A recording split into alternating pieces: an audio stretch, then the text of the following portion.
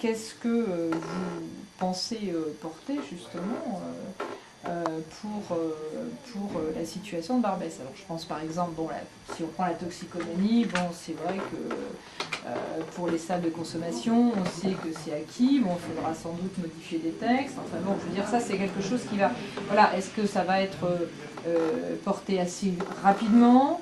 Voilà, ça c'est un point, mais il y a plein d'autres choses. Moi je suis quand même un petit peu, si on prend l'occupation de l'espace public, donc où on demande des moyens, on n'arrête pas de demander des moyens, je veux dire, au Conseil de Paris, parce qu'il y a eu des coupes au niveau du commissariat du 18e, il y en a eu aussi dans le 10e, bon, il y en a partout.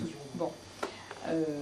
Moi, j'écoute bien ce qui est dit aussi par le candidat au présidentiel, et donc j'ai retenu par exemple 1000 policiers, enfin 1000 postes, on va dire, hein, 1000, bon, c'est une enveloppe, si j'ai bien compris, police, gendarmerie, justice, bon, par an.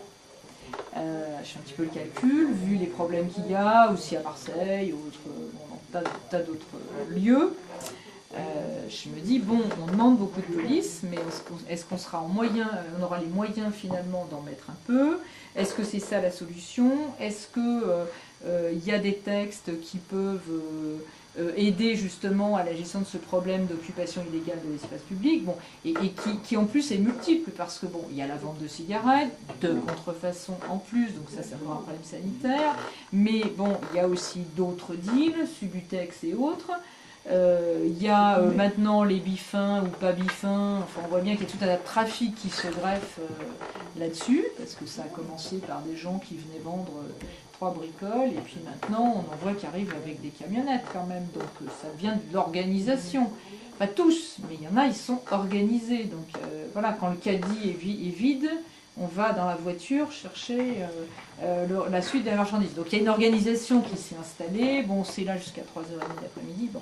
Voilà, alors je dis pas que c'est simple, hein, bien sûr, mais bon, on a aussi des problèmes en matière d'étalage et terrasse. Bon, c'est pas appliqué, est-ce que c'est applicable?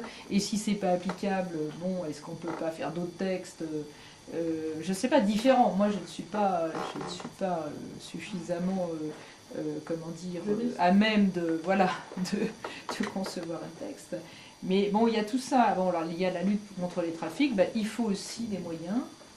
Voilà, donc c'est plus, moi j'avais plus envie, alors peut-être que mes comment on dit, je sais pas, acolytes auront d'autres choses, mais moi j'avais envie de vous interpeller sur un plan d'ensemble comme ça. Le premier point sur lequel je veux répondre, c'est sur l'impact du Luxor dans le quartier. Alors moi je ne le verrais pas forcément de votre point de vue, même s'il y a un risque. Mais je le verrais plutôt d'un autre point de vue. C'est-à-dire, je pense que l'implantation du Luxor peut au contraire nous aider peut-être à mieux réguler ces problèmes. C'est-à-dire que l'arrivée dans un quartier d'un équipement de ce type, qui sera un équipement par ailleurs parisien d'une certaine importance, peut aussi avoir comme effet sinon de faire disparaître, au moins d'améliorer, disperser un certain nombre de problèmes. Je prends un exemple très simple, hein, c'est Stalingrad.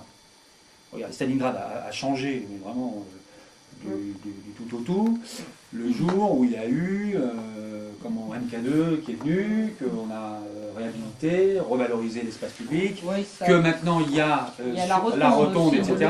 Oui. Bon, ça ne veut pas dire qu'il n'y a pas des rechutes, non, bien sûr, puisqu'il y a eu des phénomènes, vous l'avez vu encore, de deal, etc. Donc, et Barbès, ça fait quand même plus de 20 ans qu'il y a un ancrage. Là. Non mais attendez, je ne dis pas que ça va s'arrêter, parce que je vais vous dire sincèrement les choses, j'allais jusqu'au fond de ma pensée, c'est que je pense que ces trafics, il y a une chose qu'ils n'aiment pas, c'est être dérangés. Voilà, il faut le savoir. Ah oui, et que ils sont là parce qu'ils sont tolérés, c'est un problème, c'est évident, ils sont tolérés. Si demain ils se sentent plus en difficulté, à la fois parce qu'il y a des populations nouvelles qui viennent, des gens nouveaux de quartier, bon, un peu différents, etc., que si par ailleurs il y a une action publique un peu plus déterminée, bon, je pense que quand même ça va contribuer à gérer les problèmes. Donc en fait, pour parler clairement, arriver du Luxor, je pense que c'est plutôt une bonne nouvelle pour l'évolution du quartier. Maintenant, ça ne va pas se faire du jour au lendemain, ça va être compliqué. C'est un lieu, c'est-à-dire historiquement, de trafic. Voilà, vous connaissez les haricots. Puis de reprendre les haricots pour voir. Je vois qu'il y a pas mal de choses qui se passent ici. C'est pour ça que je dis ça pas fait ici, largement plus de 20 ans. Voilà. Alors là-dessus, il y a quand même plusieurs réponses sur lesquelles on travaille. Alors, d'abord, la question police, effectif et tout ça. Moi, je ne crois pas que si la gauche revient au pouvoir, elle mettra énormément d'argent pour recruter des policiers. Je pense qu'il y a d'énormes capacités, si vous voulez, de productivité, au bon sens du terme, dans la police d'une organisation, de mettre en place une organisation différente qui permette de répondre en partie à ces questions. Si on revient au pouvoir, que la préfecture de police, et ça sera un travail qu'il faudra faire avec le ministre de l'Intérieur, la mairie de Paris aura évidemment son mot à dire, pour qu'on ait un plan de redéploiement à Paris. Ça, c'est la première. Ça devrait être plus facile à faire. Ah bah oui, mais ça, attendez, on ne va pas se gêner. Non mais attendez, que les choses soient claires.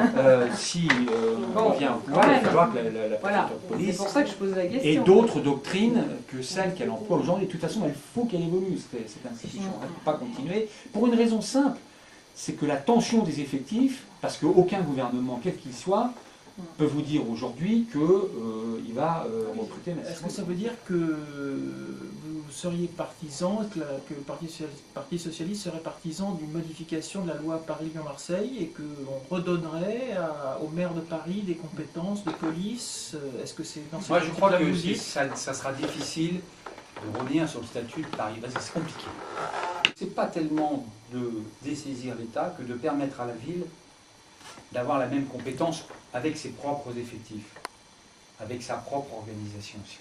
Donc c'est des problématiques complexes, mais qui finalement, au-delà de l'occupation de l'espace public, qu'il faut bien évidemment améliorer, en réfléchissant, comme tu l'as dit, à des nouvelles compétences, à avoir aussi, enfin, il y a quand même une problématique à la préfecture de police, c'est-à-dire que le commissaire, le vendredi soir, il ne saura pas s'il aura les effectifs supplémentaires le week-end.